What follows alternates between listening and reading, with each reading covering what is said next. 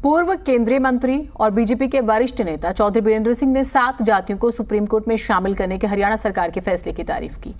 इसके अलावा हाल ही में कई प्रदेशों में दूसरे दलों से आए नेताओं को प्रदेश अध्यक्ष बनाए जाने को बीजेपी का अच्छा कदम भी बताया। बीजेपी के वरिष्ठ नेता और बहुत वरिष्ठ राजनीति के हिसाब से हरियाणा में भी जो पूरी कहीं ना कहीं राजनीतिक समझ भी रखते हैं और बीजेपी में जो कद है, मंत्री भी रहे हैं, लेकिन महत्वपूर्ण ये है कि उनके नज़रिए से भी तमाम चीज़ों का आकलन समय समय पर किया जाता है। सर, मैं आकलन इसी से आपसे एक सवाल पूछ ही लेता हूँ। चंडीगढ़ में आपकी मुलाकात हुई सीएम साहब से, किन मुद्दों पर आप लोगों की बातचीत हुई जितना हमको बताने लायक? बताने लायक तो मैं कोई छुपा के तो करता नहीं, इसलिए ये तो कहने की ज़रूरत ही नहीं। हर मुद्दे पे बात हुई है, चाहे गठबंधन की बात है, चाहे संगठन की बात है, चाहे गवर्नमेंट की कार्यशैली जो है, मुख्यमंत्री जी तो उसी के हैं ना इंचार्ज, तो वो उन चीज़ों पे बात हुई है।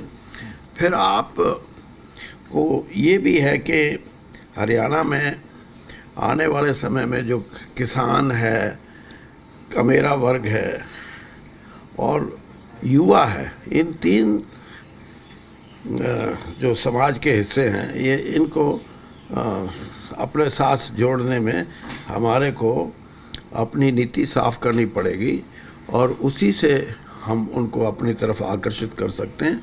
उन मुद्दों पे भी मेरी बात हुई है, तो कोई ऐसी चीज़ थी नहीं जिसके बारे में मैं ये कहूँ कि मैंने कोई, हाँ, मुख्यमंत्री जी ने भी बहुत सी चीज़ें ऐसी समझी हैं कि जिनको हम आगे जाके लोगों में जाएं तो उसको साफ करें, क्योंकि कई गलतफहमियां भी हो जाती हैं। जब भी कोई राज होता है किसी पार्टी का, उसके अंदर अफसरों का भी बहुत रोल है, वो अपने हिसाब से काम करते हैं। ये मैसेज दूर करना चाहिए। बिल्कुल। सर, एक सवाल, बीजेपी के राष्ट्रीय स्तर पर कुछ बदलाव संगठन में हुए हैं, उसको लेकर आपके नज़रिए से और आपके राजनीतिक अनुभव के हिसाब से, क्योंकि एक लंबी राजनीति आपने कांग्रेस में भी की और बीजेपी में भी लंबे समय से आप राजनीति कर भी रहे हैं और जिस तरह से तमाम पदों पर रहे और लगातार प्रखर होकर और पूरी तरह से ओपनली आप अपना जो विषय है जिस राजनीतिक दल में है उसके हिसाब से देते भी हैं, ये पूरा जो थोड़ा बहुत चेंजेस हुए हैं राष्ट्रीय स्तर पर, जो डिसीजन हुए स्टेट्स को लेकर, क्या कहेंगे? देखिए, चुनावी जब साल होता है तो ऐसी संभावनाएं होती हैं कि राज्य स्तर पे चुनावी माहौल को देखते हुए उसको ज़्यादा अपनी तरफ आकर्षित करने के लिए वोटर को संगठन में चुनाव के समय फेरबदल होते हैं। और ये जो फेरबदल हुए, इसमें एक चीज़ सामने आई है जो एक नई चीज़ है। और 10 साल से मैं भी भारतीय जनता पार्टी में हूँ।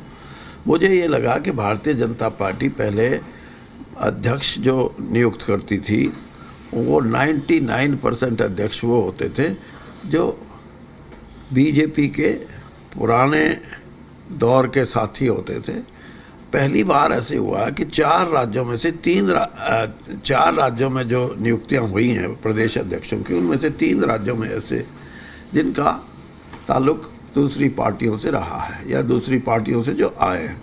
तो इस बात की तरफ इशारा करता है ये एक बड़ा परिवर्तन भारतीय जनता पार्टी की सोच में कि हमारे को समाज के उन वोटरों को भी अपने साथ जोड़ना है जो हमारी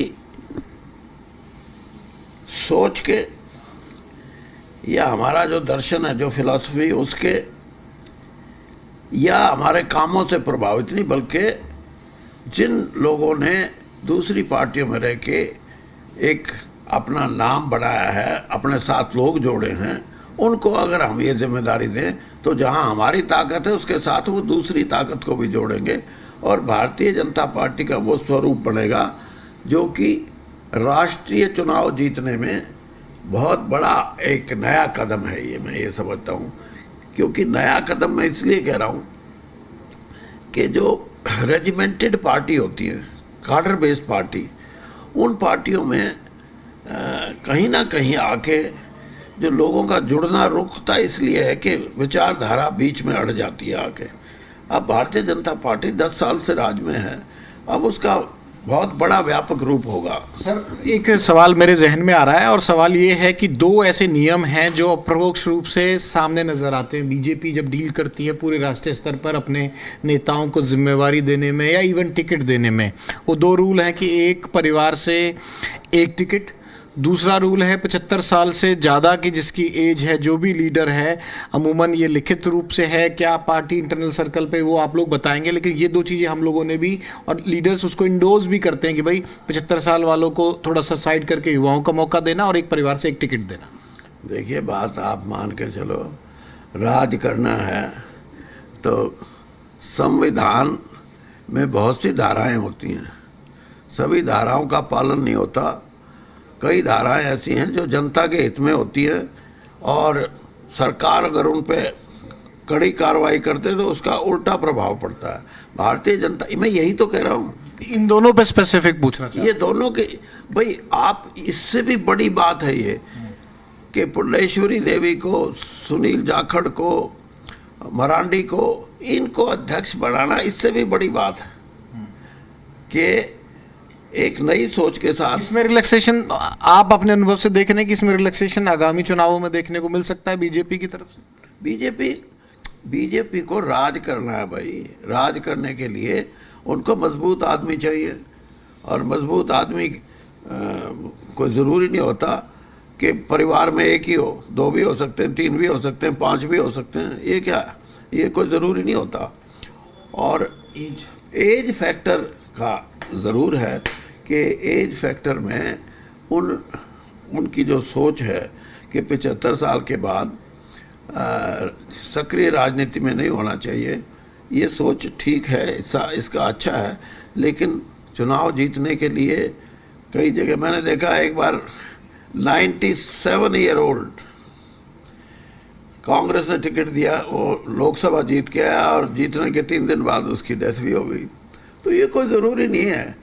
हाँ, ये ज़रूरी है कि जिसकी सेवाएं आप लेना चाहते हो, कम से कम इतना ज़रूर हो कि वो इतना सक्षम हो कि आपकी पार्टी को मजबूती दे सके।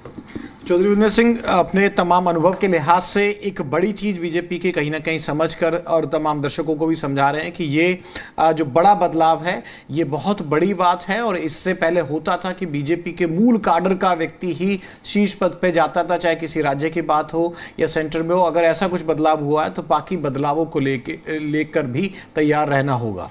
कैमरामैन रंजन के साथ विनोद लांबा, जी मीडिया, दिल्ली।